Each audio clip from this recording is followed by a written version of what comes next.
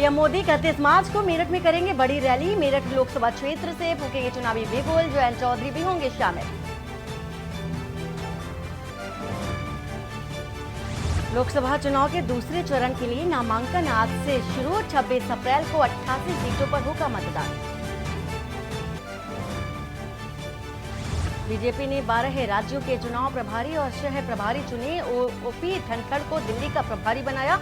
महाराष्ट्र का जिम्मा डॉक्टर दिनेश शर्मा को सौंपा। केजरीवाल की रिमांड खत्म। आज राउज रेवेन्यू कोर्ट में पेशी। सीएम पद से हटाने की अर्जी पर दिल्ली हाईकोर्ट में भी सुनवाई। महुआ मोइत्रा को ईडी ने आज पूछताछ के लिए बुलाया। एफईएम फेमा से जुड़े केस में होगी पूछताछ। कारोबारी दर्शन हीरानंदानी से होगी पूछताछ। केरल सीएम की बेटी के खिलाफ मनी लॉन्ड्रिंग का केस। वीणा विजयन की आईटी कंपनी को खनिज कंपनी ने 1.72 करोड़ रुपए दिए थे। आप देख रहे हैं के न्यूज, खबरों का सारथी। नमस्कार, मैं हूं वंदना पांडे और आप देख रहे हैं के न्यूज इंडिया। बुलेटिन की शुरुआत बड़ी खबर से, और ये दिल्ली से खबर आ रही है। दिल्ली सीएम केजरीवाल पर आज सुनवाई होनी है। अब तक की सबसे बड़ी खबर आपको बता रहे हैं। केजरीवाल के खिलाफ पीआईएल पर आज सुनवाई होनी है और दिल्ली हाईकोर्ट में आज पीआईएल पर सुनवाई होनी है। केजरीवाल को सीएम पद से हटाने को लेकर के भी सुनवाई होनी है। तो बड़ी खबर आपको बता रहे हैं इस वक्त की। तो लगातार आम आदमी पार्टी की मुश्किलें बढ़ती जा रही हैं। दिल्ली सीएम केजरीवाल पर आज सुनवाई होनी है और इसके साथ ही साथ राउज रेवेन्यू कोर्ट में भी आज सुनवाई होनी है। उससे पहले देखा जा रहा है कि दिल्ली हाई कोर्ट में पीआईएल पर सुनवाई होगी। सीएम पद से हटाए जाने को लेकर के भी सुनवाई होगी। तो खबर इस वक्त की आपको बता रहे हैं राजधानी दिल्ली से।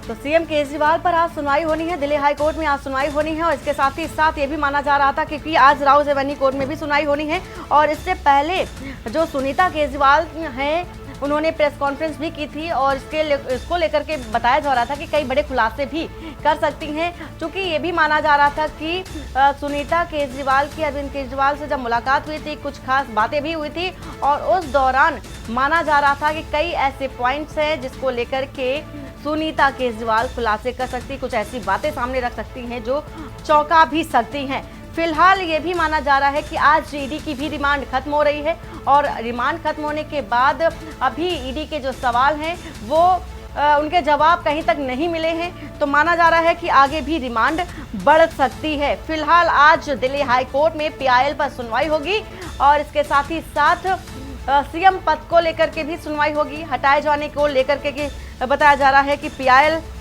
दाखिल किया जाएगा। फिलहाल खबर आपको इस वक्त की बता रहे हैं कि अरविंद केजरीवाल की जो मुश्किलें हैं कम होने का नाम नहीं ले रही हैं।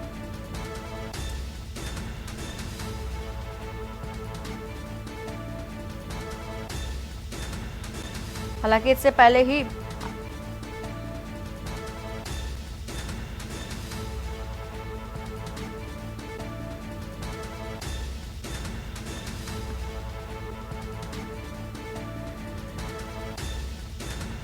और इसी खबर पर हमारे साथ प्रवेश शर्मा है। प्रवेश, आज बेहद अहम दिन है। केजरीवाल की सुनवाई हाईकोर्ट में होनी है और सीएम पद को लेकर के भी सुनवाई होनी है कि उनको हटाए जाने को लेकर के भी बात सामने आ रही है। बिल्कुल, देखिए मैं आपको बता दूं कि आज ईडी की कस्टडी भी जो है केजरीवाल की समाप्त हो रही है। उसको लेकर भी ईडी राउज रेवेन्यू कोर्ट में केजरीवाल को लगभग 2 बजे के आसपास पहुंचेगी। और वहीं मैं आपको बता दूं कि दूसरी तरफ दिल्ली हाईकोर्ट में एक याचिका दायर हुई है जिसमें सीएम पद पर ना बने रहने के लिए सीधे तौर पर जो है अपील की गई है। कोर्ट से गुहार लगाई गई है कि अब उनको किसी भी पद पर रहने का अधिकार नहीं है। लेकिन सबसे बड़ी बात यह है कि ईडी की जो कस्टडी समाप्त हो रही है उसको लेकर जब 2 बजे कोर्ट में सुनवाई होगी तो अहम बात निकलकर सामने ये आ रही है कि कल अरविंद केजरीवाल की पत्नी सुनीता केजरीवाल ने ये प्रेस कॉन्फ्रेंस करके एक घोषणा की थी कि अरविंद केजरीवाल कोई बड़ा खुलासा कर सकते हैं। बताया ही जा रहा है कि जब आज 2 बजे के आसपास अरविंद केजरीवाल कोर्ट में पहुंचेंगे तो वो कोई ऐसी बात या कोई ऐसी घोषणा कर सकते हैं जो कहीं ना कहीं किसी खुलासे से जुड़ी हुई है, या बात करें कि ऐसी खुलासे की बात सामने आ रही है जिसको लेकर वो आज कोर्ट में जो है अपना बयान देंगे। लेकिन देखने वाली बात है कि जब वो कोर्ट में पहुंचेंगे तो वो किस तरीके का खुलासा करते हैं, जिसका जिक्र उनकी पत्नी सुनीता केजरीवाल ने प्रेस कॉन्फ्रेंस के जरिए कल किया था। जी बिल्कुल प्रवेश, सस्पेंस बना हुआ है क्योंकि जिस तरह से प्रेस कॉन्फ्रेंस के माध्यम से सुनीता केजरीवाल ने कहा था कि एन वक्त पर कोर्ट के सामने, कोर्ट के समक्ष केजरीवाल कुछ ऐसे खुलासे कर सकते हैं जो सभी को चौंका भी सकते हैं। माना जा रहा है कि ऐसे कौन से राज हैं जो केजरीवाल कोर्ट के सामने रखने वाले हैं। बिल्कुल, देखिए कल से ही ये कयास लगाए जा रहे हैं कि अरविंद केजरीवाल पर भ्रष्टाचार के आरोप लगे और वो जेल में कस्टडी में रहेगी, लेकिन सवाल ये है कि वही कोई खुलासा करने जा रहे हैं जिसकी चर्चा कल से जो है आम है। और आज 2 बजे जब उनकी पेशी होगी तो कहीं ना कहीं सबसे बड़ी बात ये होगी कि वो किस तरीके का खुलासा करने वाले हैं। और दूसरा, जब हाई कोर्ट में इस मामले को लेकर जो PIL दाखिल है कि उनको पर बने रहने का अधिकार नहीं है, आप हाई कोर्ट का क्या रुख रहेगा। लेकिन मैं आपको बता दूं, कल अरविंद केजरीवाल को उनको रियायत देने की या छूट देने की बात को लेकर याचिका थी जिसमें वो अपनी गिरफ्तारी की मांग को लेकर रियायत मांग रहे थे। तो कोर्ट ने साफ तौर पर उनको कहीं ना कहीं झटका दिया है, उनको किसी प्रकार की कोई छूट देने से इनकार कर दिया है। ठीक, बिल्कुल प्रवेश, और इससे पहले भी हाईकोर्ट में पहुंचे थे केजरीवाल जिनकी अर्जी पहले से ही खारिज कर दी गई थी, लेकिन अब जो कि सीएम पद से हटाए जाने को लेकर के भी बताया जा रहा है PIL होगी। लेकिन अब जो कि ईडी की अगर बात कर ली जाए तो रिमांड भी आज खत्म हो रही है और ऐसे में क्या माना जाए कि रिमांड आगे बढ़ाई जा सकती है, क्योंकि ईडी के जो सवाल हैं अभी पूछताछ जारी है, सवाल कम नहीं हुए हैं और ये भी माना जा रहा है कि केजरीवाल स्पष्ट रूप से जवाब नहीं दे पाए हैं ईडी को। बिल्कुल, आपने बिल्कुल सही कहा। देखिए, मैं सीधे तौर पर बता दूं कि ईडी जब आज कस्टडी में लेकर वहां पर कोर्ट में पेशी करेगी तो केजरीवाल की रिमांड की अभी और मांग करेगी। सीधे तौर पर मैं बता दूं, अभी कुछ ऐसे सवाल है, कुछ ऐसे दस्तावेज है, सीधे तौर पर कहूँ जो एक मोबाइल है जिसको लेकर अरविंद केजरीवाल साफ तौर पर नकार रहे हैं, उसको लेकर ईडी बार बार कह रही। ईडी का कहना है कि वो मोबाइल आखिरकार गया कहाँ, जिसे पूरा षड्यंत्र रचा गया, जिसमें व्हाट्सएप की चैटिंग है, पूरा कॉल डिटेल है। लेकिन अरविंद केजरीवाल का कहना ये है कि उस तरीके का कोई मोबाइल उसके पास था, उन्हें याद नहीं है। और यही इसके अलावा कई ऐसे सवाल है जिसको लेकर ईडी अभी चाहेगी कि अरविंद केजरीवाल की कस्टडी मिले। और मुझे ऐसा लगता है कि कोर्ट उनको ये आज ईडी की कस्टडी शायद बढ़ा भी दे। बिल्कुल प्रवेश, और आपने भी देखा होगा कि जब गिरफ्तारी हुई थी, ईडी ने जब केजरीवाल को गिरफ्तार किया था, उस दौरान जब पूछताछ चल रही थी तो ईडी का कहना था कि जो आम आदमी पार्टी है एक पार्टी ना हो करके एक कंपनी है। बड़े आरोप भी लगाए गए थे, बड़े सवाल भी खड़े किए गए थे ईडी के माध्यम से। देखिए, सीधे तौर पर जो है ईडी ने आम आदमी पार्टी को कंपनी बताया, क्योंकि उनका कहना है कोई भी पार्टी जो है सिर्फ काम करती है, इस तरीके का लेन देन नहीं करती है। इन्होंने बिजनेस के तरीके से काम किया है, यही आरोप ईडी ने लगाया। लेकिन उससे भी बड़ी बात मैं आपको बता दूं कि जब से अरविंद केजरीवाल की जो गिरफ्तारी हुई है, लगातार दिल्ली में राजनीति गरमाई हुई है। चाहे आम आदमी पार्टी हो चाहे बीजेपी हो, दोनों एक दूसरे पर आरोप प्रत्यारोप लगा रहे हैं और जगह जगह प्रदर्शन भी कर रहे हैं। दिल्ली में धारा 144 लगी हुई है, लेकिन उसके बावजूद लगातार प्रदर्शन का दौर जारी है। दिल्ली पुलिस के लिए कहीं ना कहीं ये प्रदर्शन जो है आने वाले समय में चुनाव है, उसको लेकर सुरक्षा का जो घेरा है या बात करें दिल्ली की जो सुरक्षा का जिम्मा है वो दिल्ली पुलिस का बढ़ता हुआ नजर आ रहा है। और लगातार अरविंद केजरीवाल की गिरफ्तारी के बाद जो है प्रदर्शन की संख्या या बात करें उसमें जो इजाफा हुआ है वो अधिक हो गया है। जी बिल्कुल प्रवेश, लगातार एक और जहां मुश्किलें बढ़ती जा रही हैं केजरीवाल की, तो वहीं समर्थन में भी सभी दल उतरते भी नजर आ रहे हैं। चाहे इंडिया गठबंधन की बात कर ले या इसके इतर अधिवक्ताओं की बात कर ले, आम आदमी पार्टी के कार्यकर्ताओं की बात कर ले, यहाँ तक कि दिल्ली की जनता को भी प्रदर्शन करते देखा गया। पूरी जानकारी देने के लिए आपका शुक्रिया। फिलहाल दिल्ली से इस वक्त की खबर आपको बता रहे हैं। दिल्ली से ये खबर, केजरीवाल के खिलाफ PIL पर आज सुनवाई होनी है। अब केजरीवाल सीएम पद पर रहेंगे या नहीं रहेंगे, सुनवाई के बाद ही सारी पिक्चर क्लियर होती नजर आएगी।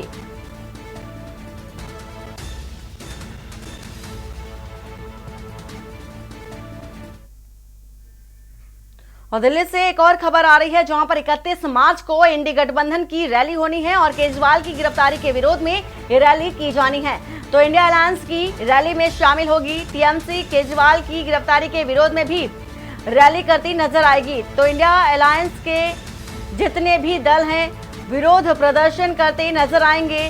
टीएमसी भी उतरती नजर आएगी।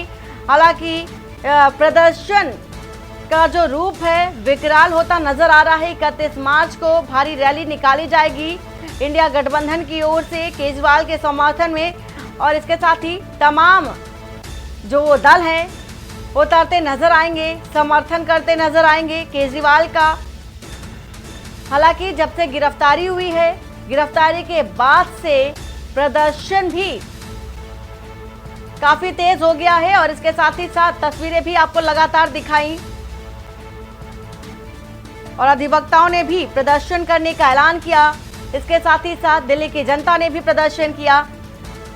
आम आदमी पार्टी के कार्यकर्ता लगातार विरोध प्रदर्शन करते नजर आ रहे हैं और अब चूंकि ये खबर आ रही है कि 31 मार्च को एक बड़ी रैली होगी और एक बड़ा प्रदर्शन होता नजर आएगा।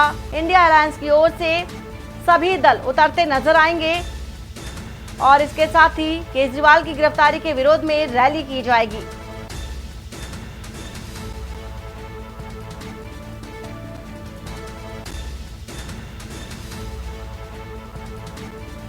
और प्रवीण गुप्ता इसी खबर पर हैं। प्रवीण, जिस तरह से केजरीवाल की मुश्किलें तो बढ़ती जा रही हैं, लेकिन अब इसके इधर देखा जाए तो इंडिया अलायंस भी अब विरोध प्रदर्शन करती नजर आएगी और समर्थन करती नजर आने वाली है केजरीवाल का। जी मैं बता दूं आपको, जिस तरीके से आम आदमी पार्टी के दिग्गज नेता, चाहे वो संजय सिंह हो, चाहे वो अरविंद केजरीवाल हो, चाहे वो सत्येंद्र जैन हो, चाहे वो कोई भी नेता, जितने भी दिग्गज नेता आम आदमी पार्टी के, धीरे धीरे करके सभी अब जेल की तरफ रुख कर चुके हैं।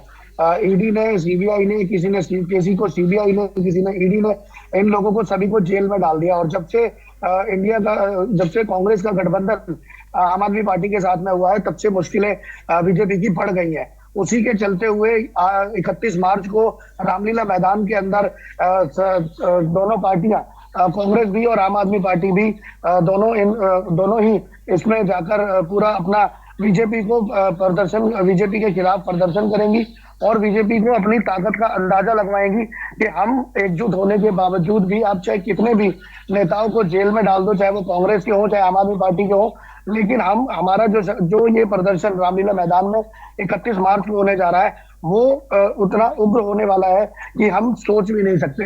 अब ये अपना शक्ति प्रदर्शन बीजेपी को दिखाना चाहते हैं कि हम एकजुट हो चुके हैं। अब चाहे बीजेपी ईडी का छापा लगवाए या सीबीआई का छापा लगवाए, अब हमें कोई फर्क नहीं पड़ता।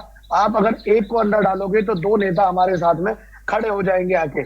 जी बिल्कुल प्रवीण, और एक तरह से शक्ति प्रदर्शन की बात सामने आ रही है जिस तरह से इंडिया गठबंधन की ओर से, लेकिन उग्र प्रदर्शन की बात तो की जा रही है। अगर सुरक्षा के लिहाज से बात कर लें तो क्या व्यवस्थाएं रहने वाली हैं, क्योंकि बीते दिनों देखा भी यही गया था जब केजरीवाल की गिरफ्तारी हुई थी, उस दौरान जितने भी कार्यकर्ता थे उग्र रूप से सामने आते नजर आए थे और प्रदर्शन करते नजर आए थे और बेहद मुश्किल हो गया था प्रशासनिक तौर पर संभालना। देखिए, जो पिछली बार इन्होंने रामलीला मैदान, जो इन्होंने शहीदी पार्क के अंदर जब इन्होंने अपना शक्ति प्रदर्शन दिखाने की कोशिश की थी, तब उस टाइम पे भी आम आदमी पार्टी का जो कार्यालय है वो दिल्ली पुलिस ने पूरी तरीके से बंद कर दिया था कि कोई भी व्यक्ति आम आदमी पार्टी के कार्यालय तक ना पहुंच पाए। अब आप खुद सोच सकते हैं कि जब रामलीला मैदान में दोनों ही पार्टियां इकट्ठा होने जा रही हैं तो उसमें सिक्योरिटी का क्या पर्पस रहेगा। दिल्ली की जितनी भी सिक्योरिटी है, चाहे वो दिल्ली पुलिस की हो, सीआरपीएफ की हो या ट्रैफिक पुलिस की हो, उन सभी की मुश्किलें बढ़ने वाली हैं। और मैं बताना चाहूंगा कि जो भी पार्टियां उस रामलीला मैदान में एकत्रित होंगी, जिस तरीके से इनको अपने दफ्तर तक जाने के लिए रोक लिया गया था, तो कोशिश दिल्ली पुलिस कहीं ना कहीं ये भी करेगी कि गठबंधन में लोग ना पहुंच पाए, जगह जगह बैरिकेड लगा दिए जाए, जगह जगह रोकथाम की जाए।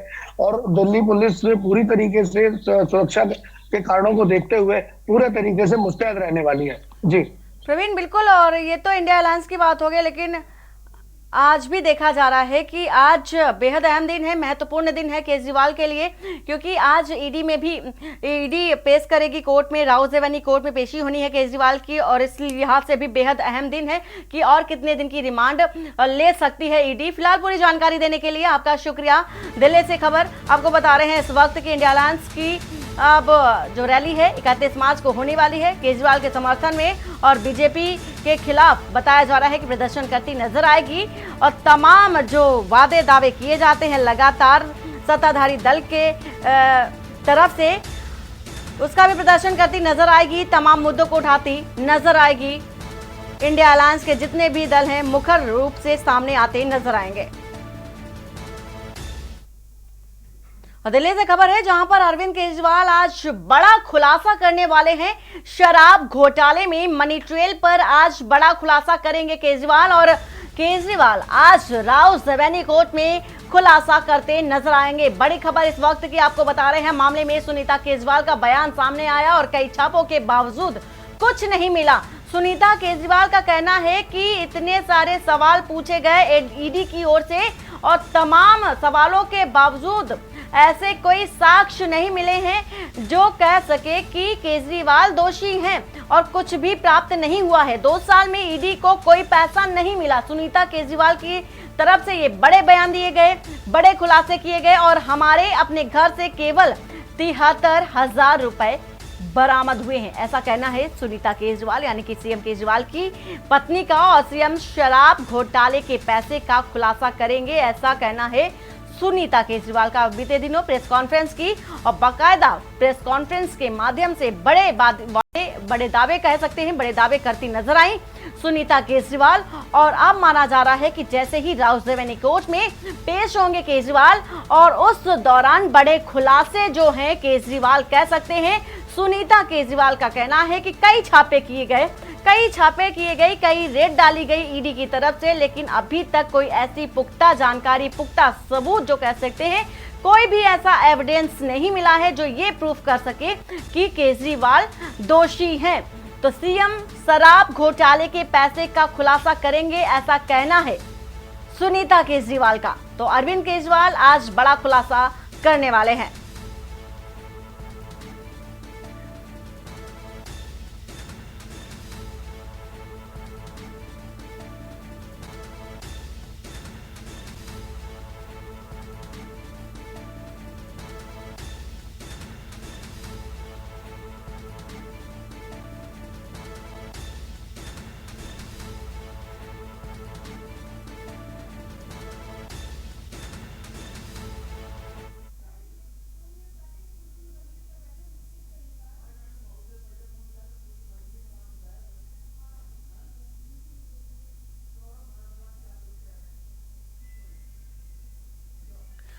और आम आदमी पार्टी के नेता सौरभ भारद्वाज क्या कुछ कह रहे हैं, आपको सुना देते हैं।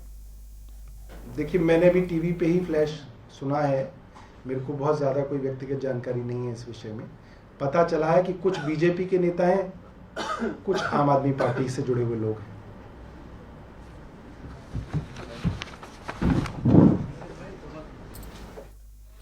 और अभी आपने सुना सौरभ भारद्वाज का, जिन्होंने कहा कि अभी उन्हें कुछ पता चला है और इसके बाद की जानकारी वो आगे देंगे। और इसी बीच दिल्ली से खबर आ रही है जहां पर के कविता को 14 दिन की न्यायिक हिरासत में भेजा गया है। शराब नीति घोटाले में 9 अप्रैल तक न्यायिक हिरासत में लिया गया है और जेल में के कविता को कई चीजों के इस्तेमाल की अनुमति भी दी जा चुकी है। तो दिल्ली से एक खबर आपको बता रहे हैं इस वक्त की, शराब नीति घोटाले में 9 अप्रैल तक न्यायिक हिरासत में है के कविता, और बताया जा रहा है कि जेल में ही के कविता को कई चीजों के इस्तेमाल करने की अनुमति भी दी जा चुकी है। तो न्यायिक हिरासत में भेजते समय चिकित्सा आधार पर अनुमति मिली है। कविता को दिल्ली के राव रेवेन्यू कोर्ट में पेश किया गया और घर का बना खाना, आरामदायक गद्दा, कपड़े, चादर की भी इजाजत मिल गई है। वहीं बताया जा रहा है कि एक कलम और कागज की शीट, आभूषण पहनने की भी परमिशन मिल गई है।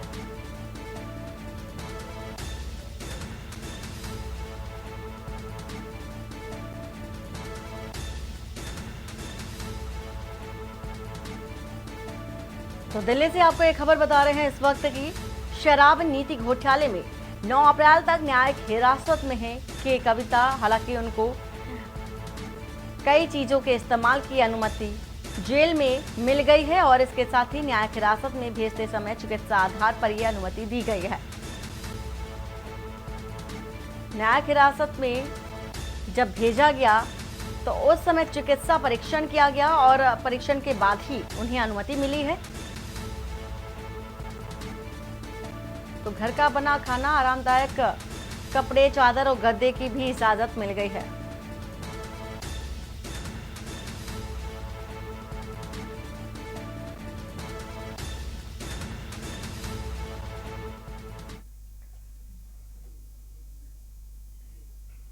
और खबर राजधानी दिल्ली से है, जहां पर होली के मौके पर दो पक्षों में विवाद हो गया, जिसकी सुलह हो जाने के बाद अगले दिन आधा दर्जन लड़कों ने युवक पर जानलेवा हमला कर दिया और उससे मौत के घाट उतार दिया। फिलहाल मामले की जांच पड़ताल में पुलिस भी जुट गई है।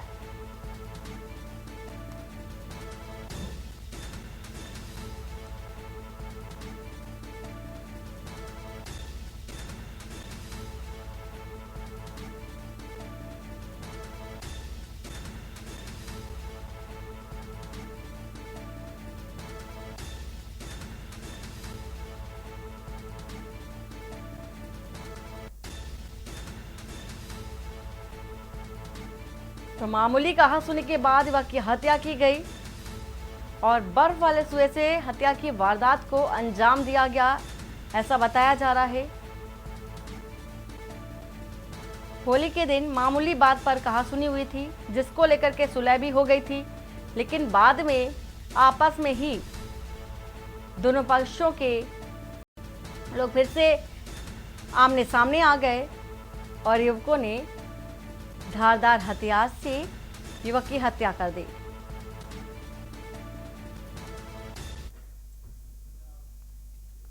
और इसी बीच राजधानी लखनऊ से खबर आ रही है, जहां पर एलडीए और जिला प्रशासन के बीच लेटर वॉर हुआ है।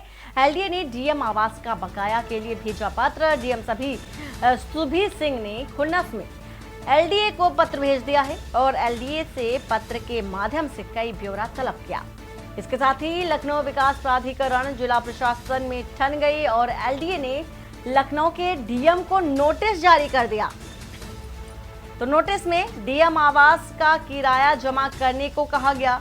40 साल से जो कि किराया बकाया था, डीएम आवास का किराया। और लखनऊ के जिलाधिकारी हैं सूर्या पाल गंगवार, लखनऊ विकास प्राधिकरण के वीसी हैं इंद्रमणि त्रिपाठी। तो दोनों के बीच आपस में ठन गई और 40 साल का जो बकाया था, उस बकाये को लेकर के नोटिस जारी कर दिया गया। तो नोटिस में डीएम आवास का किराया जो था जमा कराने की बात कही गई।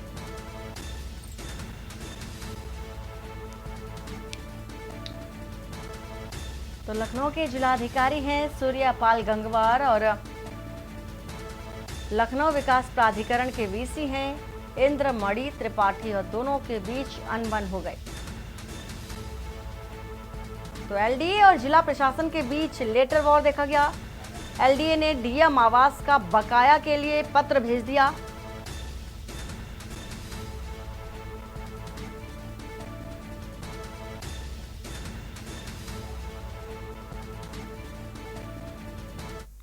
और आरएलडी प्रमुख जयंत चौधरी आज अमरोहा दौरा करने वाले हैं। दिल्ली से बताया जा रहा है कि 12:10 पर जयंत चौधरी पहुंचेंगे अमरोहा। रजबपुर में जनसभा को करेंगे संबोधित। तो बीजेपी प्रत्याशी चौधरी कुंवर सिंह तंवर के पक्ष में जनसभा की जाएगी। जनसभा को संबोधित करेंगे जयंत चौधरी। अमरोहा लोकसभा में दूसरे चरण में मतदान होना है। इसके साथ ही साथ दूसरे चरण में मतदान को लेकर नेताओं के दौरे भी लगभग शुरू हो चुके हैं। तो अमरोहा दौरा है जयंत चौधरी का, जो कि आरएलडी प्रमुख हैं। और इसके साथ ही अमरोहा लोकसभा में दूसरे चरण में मतदान होना है और मतदान से पहले ही जनसभा करेंगे, जनता तक सीधा रुख करेंगे और संबोधित करते नजर आएंगे। तो आज अमरोहा दौरा है जयंत चौधरी का और तकरीबन दोपहर के 12:10 यानी कि अब से कुछ ही देर बाद पहुंचेंगे रजबपुर में और जनसभा को भी संबोधित करते दिखाई देंगे। तो बीजेपी प्रत्याशी चौधरी कंवर सिंह तंवर के पक्ष में जनसभा करेंगे, वोट की अपील भी करेंगे बीजेपी प्रत्याशी के लिए। इसके साथ ही तमाम तरह की तैयारियां भी देखी जा सकती हैं। पंडाल भी बना लिया गया है, जनसभा स्थल की पूरी तैयारी है। और अब चूंकि जयंत चौधरी के आने का इंतजार है और जैसे ही जयंत चौधरी आएंगे जनसभा शुरू कर दी जाएगी।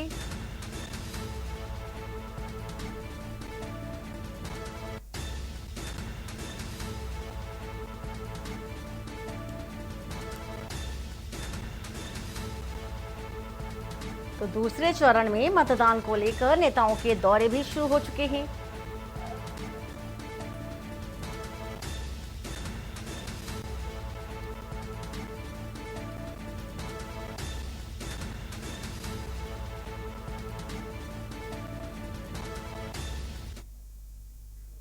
और इसी बीच राजधानी लखनऊ से खबर आ रही है। लखनऊ से आपको ये खबर बता देते हैं।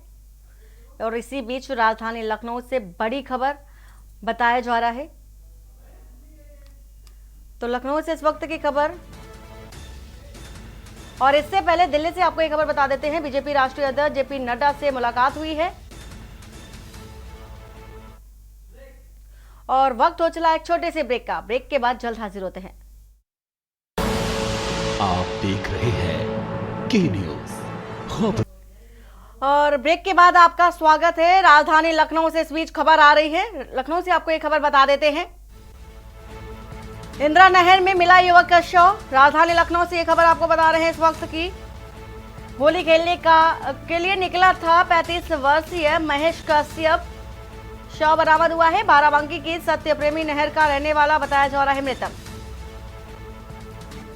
होली खेलने के दौरान कुछ लोगों से झगड़ा हुआ था बताया जा रहा है। इसके साथ ही साथ बाराबंकी के सत्यप्रेमी नगर का रहने वाला मृतक बताया जा रहा है। आपसी विवाद को लेकर के झगड़ा हुआ और झगड़े के दौरान देखा जा रहा है कि मृतक के भाई ने हत्या का आरोप लगाया है।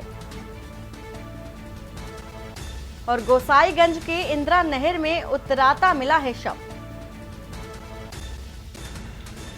इंदिरा नहर में युवक का शव मिला है। राजधानी लखनऊ से इस वक्त की आपको ये खबर बता रहे हैं। होली खेलने के लिए निकला था 35 वर्षीय महेश कश्यप और आपसी विवाद हो गया। लोगों से झगड़ा हो गया जिसको लेकर के मौत के घाट उतार दिया गया। परिजनों का आरोप है कि हत्या की गई है। और बुलंदशहर से खबर है जहां पर बुलंदशहर में प्रमुख दलों के उम्मीदवार बुलंदशहर में भाजपा से डॉक्टर भोला सिंह का नाम सामने आया है। बसपा से गिरीश जाटव का नाम सामने आया। वहीं कांग्रेस से शिवराम वाल्मीकि उम्मीदवार होंगे। तो बुलंदशहर से आपको ये खबर बता रहे हैं। कांग्रेस से शिवराम वाल्मीकि उम्मीदवार होंगे। और बुलंदशहर में प्रमुख दलों के उम्मीदवारों के जो नाम हैं वो सामने आए हैं। बुलंदशहर में भाजपा से डॉक्टर भोला सिंह का नाम सामने है। इसके साथ ही बसपा की अगर बात कर ली जाए तो बीएसपी से गिरीश जाटव का नाम है। वहीं कांग्रेस से शिवराम वाल्मीकि उम्मीदवार के तौर पर मैदान में उतरते नजर आएंगे।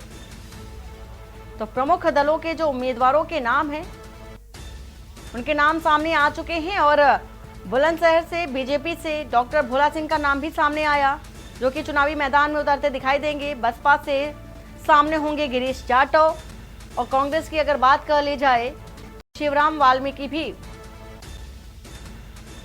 आमने सामने नजर आएंगे। फिलहाल उम्मीदवार हैं तमाम दलों के, चाहे वो बीजेपी के हों, कांग्रेस के हों या बहुजन समाज पार्टी के हों।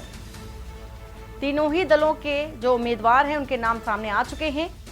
बसपा से गिरीश जाटव का नाम है और इसके साथ ही कांग्रेस से शिवराम वाल्मीकि का नाम सामने आया है। वहीं प्रमुख दल बीजेपी की अगर बात कर लें तो डॉक्टर भोला सिंह प्रत्याशी के तौर पर मैदान में उतरते नजर आएंगे। बुलंदशहर से आपको एक खबर बता रहे हैं। तो बुलंदशहर सीट से तीनों ही दलों ने अपने अपने प्रत्याशियों का नाम सामने रख दिया है। तीनों ही प्रत्याशियों के नाम का जो स्पष्टीकरण है वो सामने हो चुका है। और अब चूंकि देखा जा रहा है कि भाजपा से डॉक्टर भोला अब चुनाव लड़ते नजर आएंगे। बसपा से गिरीश जाटव भी हैं। वहीं शिवराम वाल्मीकि की बात कर ले तो कांग्रेस से प्रत्याशी के तौर पर सामने आएंगे। मेरठ से सपा ने प्रत्याशी भानु प्रताप सिंह का टिकट काटा है और जल्द होगी नई प्रत्याशी की घोषणा। ऐसा माना जा रहा है कि बाहरी प्रत्याशी होने के चलते पार्टी में विरोध चल रहा था मेरठ में, और मेरठ के दिग्गजों ने लखनऊ में डेरा डाला हुआ है। सोशल मीडिया पर लगातार वीडियो भी वायरल हो रहा था। योगेश वर्मा बनाए जा सकते हैं प्रत्याशी। मेरठ के लिहाज से आपको बड़ी खबर बता रहे हैं, योगेश वर्मा मेरठ से प्रत्याशी बनाए जा सकते हैं। चूंकि ये भी देखा गया था कि अभी बीते ही दिनों देखा गया कि मुरादाबाद और रामपुर सीट को लेकर देखा गया कि अनबन बनी हुई थी, और अब चूंकि मेरठ में भी यही कुछ पिक्चर देखने को मिल रही है, जहां पर योगेश वर्मा प्रत्याशी बनाए जा सकते हैं। भानु प्रताप का टिकट काटा जा सकता है, क्योंकि लोगों का विरोध चल रहा था। विरोध के चलते पार्टी ऐसी घोषणा भी कर सकती है कि योगेश वर्मा प्रत्याशी के तौर पर मेरठ में उतरते नजर आएंगे।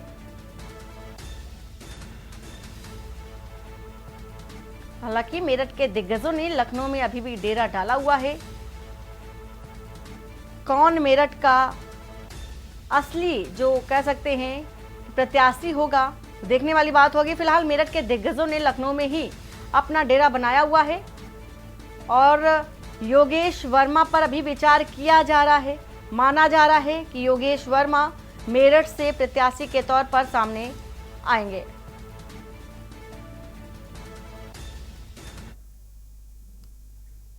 और फर्रुखाबाद से खबर आ रही है। फर्रुखाबाद से आपको एक खबर बता दें, जहां पर बैंक कर्मचारी के घर में दबंगों की दबंगई देखी गई।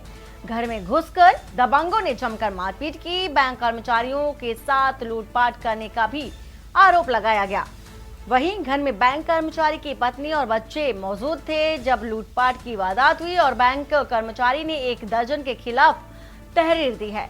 फतेहगढ़ कोतवाली क्षेत्र के मोहल्ला ग्वालचोली का यह मामला बताया जा रहा है।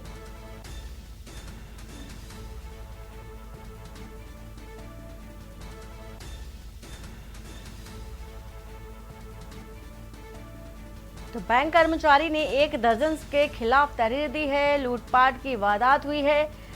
फतेहगढ़ कोतवाली क्षेत्र के मोहल्ला ग्वालटोली की यह घटना है।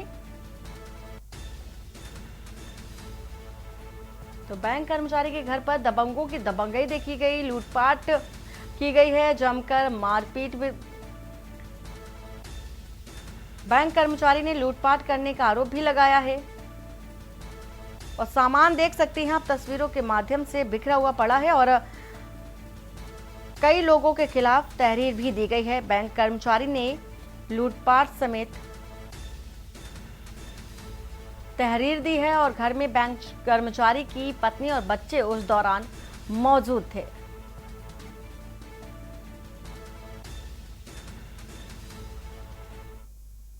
कि मैं तो बैंक में था, बैंक से इन्होंने फ़ोन किया कि कौन सी बैंक में आप काम करते हैं? Union bank. यूनियन बैंक में, जी। ठीक है, तो मैं वहाँ से इन्होंने फ़ोन किया कि जो है किसी तरीके कुछ लोग घर में घुसे आए, घर में कोई नहीं, मैं अकेली हूँ, इसी तरह की बदतमीजी करी, और घर में घुस के इन्होंने बेड तोड़ दिया। इन्हें पकड़ने की मेरी वाइफ से बदतमीजी की, और सीधे अंदर घुस के इन्होंने सेम से बदतमीजी ने क्या क्या निकाला अभी हमने देखा नहीं है, चेक करते हैं क्या क्या सामान उन्होंने निकाला है।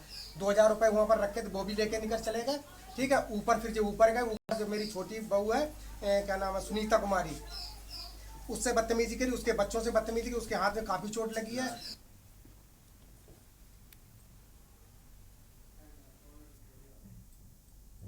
और लखनऊ से खबर आ रही है, जहां पर युवक ने किशोरी को अगवा कर रेप किया, और 11 वर्षीय किशोरी को पड़ोसी ने अगवा कर रेप करने का भी आरोप है।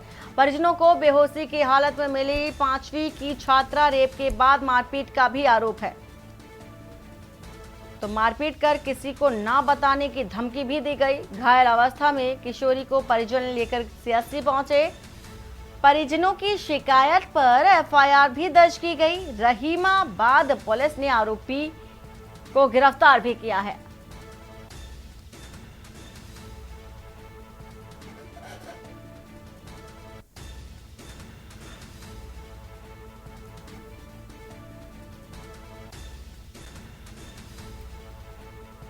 तो रहीमाबाद पुलिस ने आरोपी को गिरफ्तार किया। इसके साथ ही युवक ने किशोरी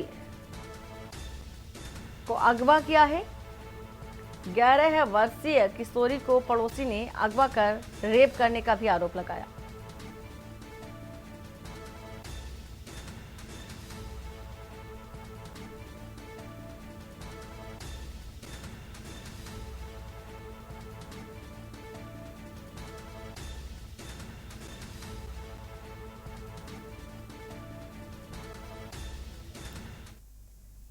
पीलीभीत में दर्शन को पूर्णागिरि जा रहे श्रद्धालुओं की कार हादसे का शिकार हो गई। कार अचानक अनियंत्रित होकर ट्रॉली से टकरा गई, जिसमें 5 लोग गंभीर रूप से घायल हो गए, जिनका इलाज जिला अस्पताल में किया जा रहा है। बताया जा रहा है कि कार चालक को नींद आने से ये सड़क हादसा हुआ है और सभी लोग जनपद कन्नौज के रहने वाले हैं। घटना थाना घुंचाई क्षेत्र की है और बताया भी जा रहा है कि सभी लोग कन्नौज से माता के दर्शन करने पूर्णागिरि को जा रहे थे। तभी अचानक कार चला रहे मान सिंह को नींद आ गई और तेज रफ्तार कार सड़क किनारे खड़ी ट्रैक्टर से ट्रॉली से जाकर टकरा गई, जिससे कार चालक समेत कार में सवार सुनील कुमार, संतोष सिंह, रामबाबू और शिव घायल हो गए। हादसे के बाद हड़कंप मच गया। स्थानीय लोगों ने कार के शीशे तोड़कर सभी घायलों को बाहर निकाला और उन्हें उपचार के लिए पूरनपुर सीएचसी में भर्ती कराया, जहां डॉक्टर ने प्राथमिक उपचार कर सभी घायलों को जिला अस्पताल रेफर कर दिया है।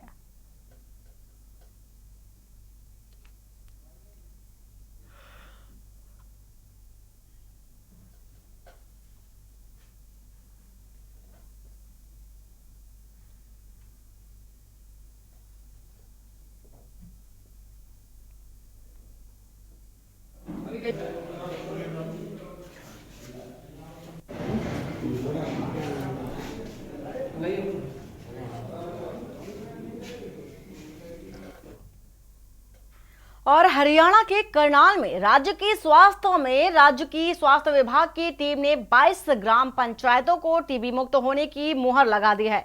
वर्ष 2023 में जिला स्वास्थ्य विभाग की टीबी की टीम ने जिले भर की 395 से 45 ग्राम पंचायतों को टीबी मुक्त घोषित करने की सूची में शामिल किया था, जिसके बाद राज्य टीबी की टीम की ओर से निरीक्षण के दौरान 1-2 मानदंडों पर खरा न उतरने वाली 23 ग्राम पंचायतों को बाहर कर दिया और नियमानुसार 6 मानदंडों पर खरा उतरने वाली जिले की 22 ग्राम पंचायतों के नामों पर मुहर लगा दी। अब जल्द इन ग्राम पंचायतों को सम्मानित भी किया जाएगा। ग्राम पंचायत के बारे में बताना चाहूँगा। प्रधानमंत्री टीबी मुक्त जो अभियान है उसमें करीब हमारी जैसे 395 गांव हैं करनाल जिले में, जिसमें हमने 45 गांवों का सिलेक्शन किया था, जिसमें कुछ क्राइटेरिया उसके 6 फिक्स हैं। उस क्राइटेरिया के मुताबिक हमारे जो 22 गांव है वो सिलेक्ट हो पाए। उसका ये है कि 30 स्पुटम यानी 30 बलगम टेस्ट को 1000 की आबादी पे, एक टेस्ट कम से कम 1 सोली पॉजिटिव केस 1000 पे, और उनका जो डीबीटी होती है जो मरीज के खाते में 500 पर मिल जाते हैं वो 100% हो, यूडीएसटी 70% के आसपास हो, और प्रधानमंत्री टीबी मुक्त अभियान के तहत वो क्राइटेरिया थे। तो उन क्राइटेरिया में जो हमारी 22 गांव भेजे हैं उनकी हमने सूची भेज दी है। तो कोशिश ये रहेगी भाई बाई एंड ऑफ 2025 में सभी अपने करनाल जिले के गांवों को टीबी मुक्त घोषित किया। बीते दिन राजस्थान के गंगानगर में कार और बस की टक्कर में परिवार के 4 मेंबरों की मौत हो गई थी। ये परिवार मोगा जिले के कस्बा बाघा पुराना के अधीन पड़ते गांव नथुवाला और गरभी के रहने वाले थे और परिवार अपनी बेटी से मिलकर वापस मोगा आ रहा था कि रास्ते में हादसा हो गया। मरने वालों में परिवार का बेटा और पत्नी के साथ ही मां कुलदीप कौर और भांजी जिसकी उम्र करीब 1 साल बानी है और बताया जा रहा है कि इन सब की इस हादसे में मौत हो गई है। वहीं इस हादसे में बहन मनवीर कौर जो कि कनाडा से आई थी वह गंभीर रूप से घायल है, जिसका गंगानगर अस्पताल में इलाज चल रहा है। वहीं इस चारों का संस्कार कभी उनके रिश्तेदारों जो विदेश में रहते हैं उनके वहां से आने के बाद ही किया जाएगा।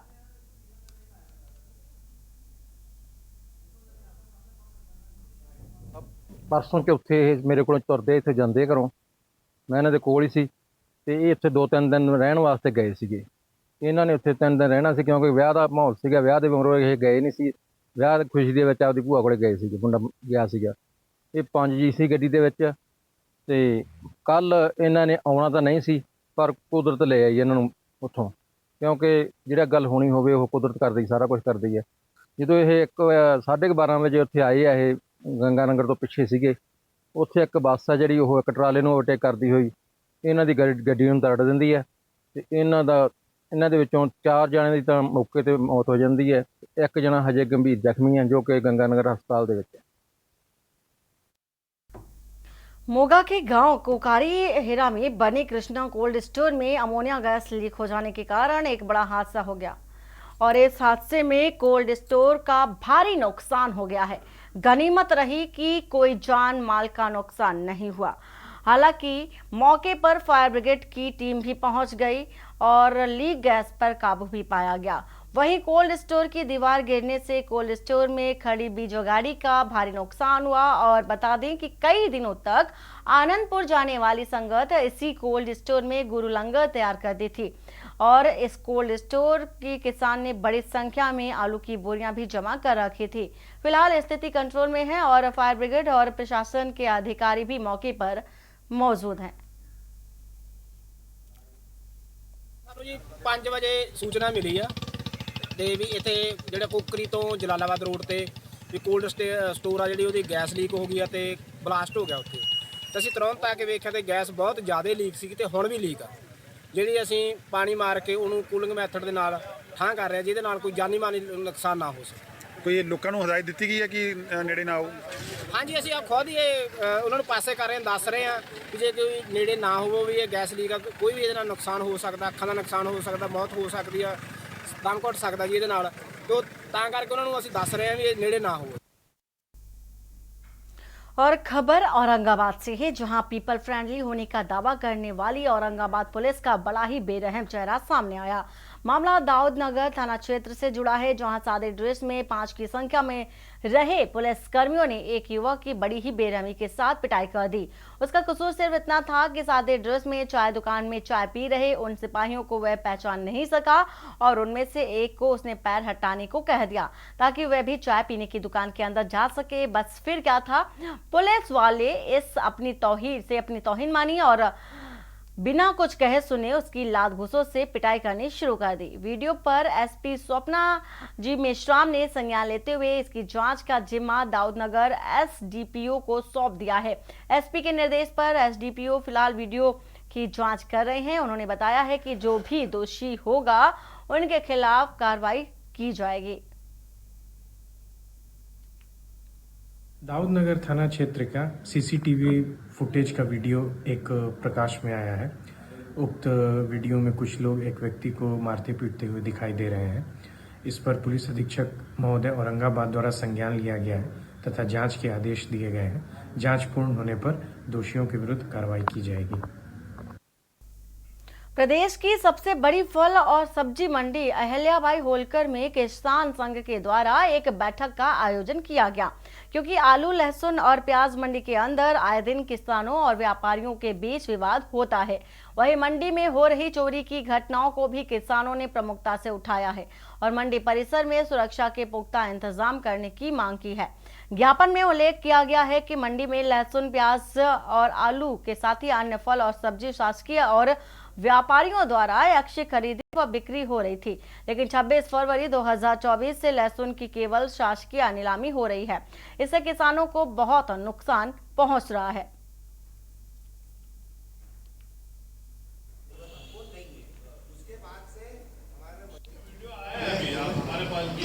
इसके बाद में जैसे किसान का माल चोरी हो जाता है, उसके लिए कोई जवाब नहीं। हम लोग गार्ड के माध्यम से करा रहे हैं और फिर भी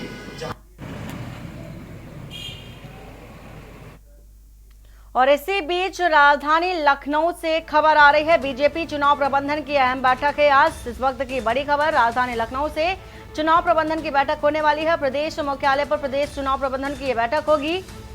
साथ ही साथ दोपहर 12 बजे यानी कि अब से कुछ ही देर बाद चुनाव प्रबंधन की बैठक शुरू हो जाएगी। तो प्रबंधन संयोजक स्वतंत्र देव सिंह के नेतृत्व में बैठक की जाएगी। बड़ी खबर इस वक्त की आपको बता रहे हैं राजधानी लखनऊ से। और कौशलेंद्र इसी खबर पर है। कौशलेंद्र, चुनाव प्रबंधन की बैठक होने जा रही है और कुछ ही देर बाद ये बैठक होगी, क्या कुछ खास रहने वाला है इस बैठक में? जी बिल्कुल, देखिए आपको भारतीय जनता पार्टी उत्तर प्रदेश विंग ने चुनाव प्रबंधन एक समिति बनाई है, जिसका जो है नेतृत्व, जिसके अध्यक्ष जो है तो उत्तर प्रदेश सरकार के मंत्री स्वतंत्र देव सिंह है। उनके नेतृत्व में एक बैठक होने जा रही है, जिसमें चुनाव प्रबंधन, जो चुनाव कार्यक्रम है, जो रैली है, जनसभा है या तमाम जो कार्यक्रम, चुनावी जो कार्यक्रम लगने हैं, उसको लेकर बैठक शुरू होने जा रही है। इस बैठक में वो तमाम पदाधिकारी, जेपीएस राठौर वहीं यूपी बीजेपी के अध्यक्ष भूपेंद्र चौधरी और जो संगठन महामंत्री हैं वो सब तमाम लोग यहाँ शामिल होंगे। और इस बैठक के माध्यम से जो चुनाव की जो रणनीति तैयार होगी, जो कार्यक्रम, जो नेताओं के, जो स्टार प्रचारकों के जो कार्यक्रम लगाए जाएंगे हर लोकसभा क्षेत्रों में, उसको लेकर पूरी तैयारी और उसका एक जो है पूरा लेखा जोखा खाका तैयार किया जाएगा। और जिससे जो चुनाव होगा, जो प्रचार होगा, चुनाव के लिए जो प्रचार किया जाएगा, उससे जो है कैसे कहाँ तक लोगों को जो है कार्य पे लगाया जाएगा, उसकी भी एक रणनीति तैयार की जाएगी। पूरी जानकारी देने के लिए कौशलेंद्र आपका शुक्रिया। इस वक्त की खबर बता रहे हैं राजधानी लखनऊ से। बैठक में जेपीएस राठौर का और के साथ ही साथ तमाम दिग्गज मौजूद रहेंगे। मोहित बेनीवाल, धर्मेंद्र सिंह समेत अन्य लोग भी शामिल होंगे। तो कुछ ही देर बाद ये बैठक होने जा रही है। और इसी बीच एक और खबर राजधानी लखनऊ से आ रही है। बीजेपी का प्रचार प्लान तैयार हो चुका है। इस वक्त की आपको राजधानी लखनऊ से खबर बता रहे हैं। और यूपी की 80 लोकसभा सीटों पर प्लान तैयार कर लिया गया है। अब सीधे चुनावी प्रचार करने के लिए मैदान में उतरती नजर आएगी बीजेपी ने धुआंधार प्रचार की एक नई और खास रणनीति को बनाया है और सड़क से लेकर हवाई मार्ग के जरिए स्टार प्रचारक प्रचार करते नजर आएंगे। एक खास रणनीति के तहत चुनाव प्रचार किया जाएगा। बीजेपी ने यूपी में बुक किए हैं 19 चार्टेड प्लान। इसके साथ ही साथ बीजेपी नेताओं के अभियान को गति देने के लिए बुक किए गए हैं प्लान। तो एक नई रणनीति बनाई गई है और इस चार्टेड प्लान से मुख्यमंत्री, उप मुख्यमंत्री का दौरा भी होगा। नई रणनीति के तहत प्रचार किया जाएगा। प्रदेश अध्यक्ष, महामंत्री संगठन, स्टार प्रचारक का दौरा भी होगा और चार्टेड प्लान से मुख्यमंत्री, डिप्टी सीएम का भी दौरा होगा। तो खास रणनीति बनाई गई है बीजेपी की और तमाम स्टार प्रचारक प्रचार करते नजर आएंगे। तो पूरी रणनीति बना ली गई है चुनाव को लेकर के और अब समय भी बेहद कम है। पूरी तरह से तमाम दिग्गज उतरते नजर आएंगे मैदान में और प्रचार करते नजर आएंगे। जनता से सीधा रुख करेंगे। कौशलेंद्र इसी खबर पर है। कौशलेंद्र, बीजेपी का जो प्रचार अभियान है एक खास नई रणनीति के तहत अब किया जाना है। जी बिल्कुल, देखिए आपको बताए एक खास रणनीति भारतीय जनता पार्टी, हालांकि जब से सत्ता में आई, चाहे 2014 के इलेक्शन हो, उसके बाद जो है 2017 के हो, 2019 के हो, जो उत्तर प्रदेश विधानसभा के चुनाव हुए थे, तो उसमें भी देखिए खास तरह की रणनीति, जो स्टार प्रचारक थे और जो मंत्रियों, केंद्रीय मंत्रियों को जो दौरे होते थे, उसके लिए जो है एक रणनीति तैयार की जाती थी। उसी में अगर आप देखेंगे तो उत्तर प्रदेश बीजेपी ये जो संगठन है उसने 19 चार्टर्ड प्लेन और हेलीकॉप्टर बुक कर लिए हैं। जो स्टार प्रचारक हैं और मुख्यमंत्री, दोनों डिप्टी सीएम और जो संगठन महामंत्री हैं और प्रदेश अध्यक्ष हैं यूपी बीजेपी के, इनके लिए जो खास जो है एक स्पेशल चार्टर्ड प्लेन और हेलीकॉप्टर जो बुक किए गए हैं, इससे लोग तमाम जगहों पे जाके चुनाव प्रचार करेंगे।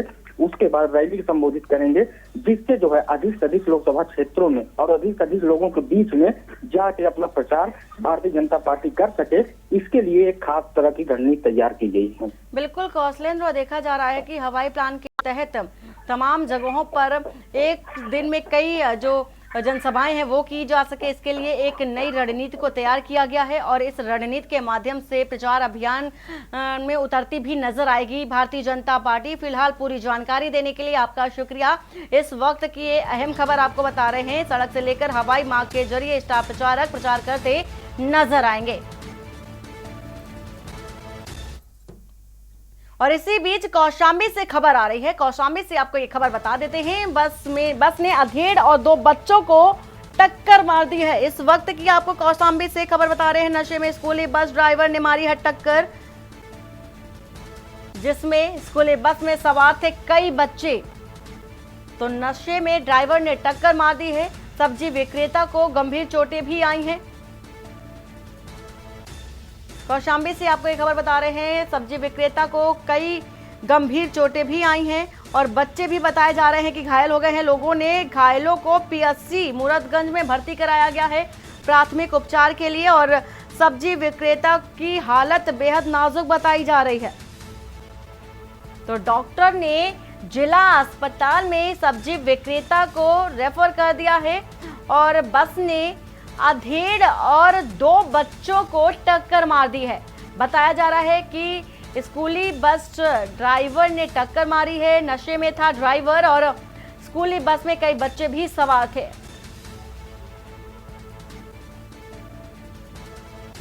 और इसी बीच सब्जी विक्रेता को भी गंभीर चोटें आई हैं। 2 बच्चे और घायल बताए जा रहे हैं। सब्जी विक्रेता को गंभीर चोटें आई हैं। इस वक्त की आपको कौशाम्बी से खबर बता रहे हैं। लोगों ने घायलों को पीएससी मूरतगंज में भर्ती कराया है।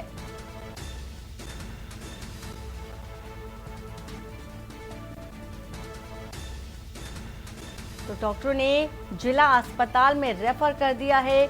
जो अधेड़ व्यक्ति है जिसको गंभीर चोटें आई हैं और अधेड़ और 2 बच्चों को बस ने टक्कर मारी है। और चेन्नई सेंट्रल लोकसभा सीट से डीएमके के मौजूदा सांसद दयानिधि मारन और तमिलनाडु बीजेपी के अध्यक्ष के अन्नामलाई ने बुधवार को लोकसभा चुनाव के लिए अपना नामांकन दाखिल किया। दयानिधि मारन 2004 से 3 बार चेन्नई सेंट्रल लोकसभा सीट से जीत हासिल कर चुके हैं और अब 2024 के चुनाव के लिए अपना नामांकन दाखिल करने के बाद उन्होंने मीडिया से बात की और दयानिधि मारन ने कहा है कि पीएम उद्घाटन के लिए तमिलनाडु में तो आते हैं, लेकिन जब यहां भयंकर बाढ़ आई थी तब वे कहां थे। चेन्नई सेंट्रल लोकसभा सीट से डीएमके के मौजूदा सांसद दयानिधि मारन और तमिलनाडु बीजेपी के अध्यक्ष के अन्नामलाई ने बुधवार को लोकसभा चुनाव के लिए अपना नामांकन दाखिल किया। दयानिधि मारन 2004 से 3 बार चेन्नई सेंट्रल लोकसभा सीट से जीत हासिल कर चुके हैं और अब 2024 के चुनाव के लिए अपना नामांकन दाखिल करने के बाद उन्होंने मीडिया से बात की। दयानिधि मारन ने कहा कि पीएम मोदी उद्घाटन के लिए तमिलनाडु में तो आते हैं, लेकिन जब यहां भयंकर बाढ़ आई थी तब वे कहां थे। And the flood, we never expected this flood. It's a flood which happened once in 75 years. The Prime Minister didn't even come once to Chennai. He has come for other programs, inauguration programs. He comes and says, so I say, Vanakkam to Chennai, but he has no love for Tamil Nadu. Probably he can read good from the teleprompters, but he's not able to read the minds of hearts of people of Tamil Nadu. वहीं Tamil Nadu BJP प्रमुख अन्नामलाई ने कोयम्बटूर से अपना नामांकन दाखिल किया। उनके साथ बीजेपी महिला मोर्चा की अध्यक्ष और विधायक मंत्री श्रीनिवासन सहित कई नेता और कार्यकर्ता मौजूद रहे। 2021 எங்களுக்கு கோயம்புத்தூர் தெற்கு தொகுதியில் ஒரு சட்டமன்ற உறுப்பினர் அருமை அக்கா வானதி ஸ்ரீனிவாசன் அவர்களை கோயம்புத்தூர் மக்கள் அன்பு பரிசாக கொடுத்திருக்கின்றார். இந்த முறை 6 சட்டமன்ற தொகுதி நம்முடைய அன்பு சகோதர சகோதரிகள் பெரியோர்கள் தாய்மார்கள் இணைந்து மோடி அவர்களுக்கு அன்பு பரிசாக கோயம்புத்தூர் பாராளுமன்ற தொகுதியை கொடுப்பார்கள் என்கின்ற நம்பிக்கை நமக்கு வந்திருக்கிறது. மக்களுடைய எழுச்சி அதற்கு சாட்சி. अपना नामांकन भरने से पहले अन्नामलाई ने रोड शो किया और शहर के कोनियामन मंदिर में पूजा अर्चना की। अन्नामलाई का मुकाबला डीएमके के गणपति पी राजकुमार और एआईएडीएमके के सिंगाई जी रामचंद्रन से होगा। इस मुकाबले को प्रतिष्ठा की लड़ाई के रूप में देखा जा रहा है। तमिलनाडु की सभी 39 लोकसभा सीटों पर पहले चरण में 19 अप्रैल को मतदान होगा। और इसी बीच बदायूं से खबर आ रही है। बदायूं से आपको ये बड़ी खबर बता देते हैं। नाबालिग लड़की से सामूहिक दुष्कर्म किया गया है। बदायूं से इस वक्त की आपको ये बड़ी खबर बता रहे हैं। 2 लोगों ने सामूहिक दुष्कर्म किया है। तो बड़ी खबर, बदायूं से लड़की को छत से फेंकने का परिजनों ने आरोप भी लगाया है। तो दिल्ली से घर पर त्योहार मनाने आए थे परिजन और इस दौरान रेप की घटना को अंजाम दिया गया। लड़की को छत से फेंकने का परिजनों ने आरोप लगाया है। दिल्ली से घर पर त्योहार मनाने के लिए परिजन आए थे और इसके साथ ही मामले में एफआईआर दर्ज की गई है। जांच पड़ताल में पुलिस भी जुट गई है। आलापुर थाना क्षेत्र के अंतर्गत कस्बा आलापुर का ये मामला बताया जा रहा है। बदायूं से आपको एक खबर बता रहे हैं। सर, थाना आलापुर में एक रेप केस का मामला सामने आया है, उसके बारे में आपका क्या कहना है? थाना आलापुर पर आज दिनांक 27/3/2024 को दोपहर के बाद तहरीर प्राप्त हुई है। तहरीर में बलात्कार के बाद छत से धक्का देने वाली बात लिखी गई है, जिसके आधार पर थाना आलापुर पर उचित धाराओं में अभियोग पंजीकृत किया गया है। थाने की पुलिस द्वारा तत्काल घटनास्थल का निरीक्षण किया गया है। उच्चाधिकारियों द्वारा भी निरीक्षण घटनास्थल किया गया है। आरोपी की गिरफ्तारी का प्रयास किया जा रहा है। छत से धक्का देने वाली की बात ये जांच गहराई से की जा रही है। और बुलेटिन में फिलहाल इतना ही। बाकी की खबरों के लिए बने रहिए आप के न्यूज इंडिया के साथ। नमस्कार। आप देख रहे हैं के न्यूज, खबरों का सारथी।